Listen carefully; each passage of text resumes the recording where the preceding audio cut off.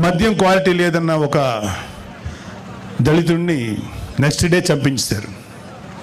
ఈ మద్యం ఏంటో ఇంత దరిద్రంగా ఉంది, మూత్రంలో ఉంది అన్నందుకు నెక్స్ట్ డే చంపేశారండి. నెక్స్ట్ ఆయన కమిషన్ల కోసం, ఆయన కాంట్రాక్టుల కోసం ఆవులపల్లి రిజర్వాయర్ నిర్మాణాన్ని చేపట్టారు. దీనివల్ల 100 కోట్లు నేషనల్ గ్రీన్ ట్రిబ్యునల్కి పెనాల్టీ చెల్లించారు. పొంగనూరు నియోజకవర్గం పులిచెర్ల మండలం మంగళంపేటలో విలాసవంతమైన భవనం కోసం 70 ఎకరాల పైగా ఆక్రమించుకున్నారు. అటవీ శాఖ భూములు ఆక్రమించి మార్కెట్ యార్డ్ నిధులతో రోడ్లు వేసుకున్నాడు.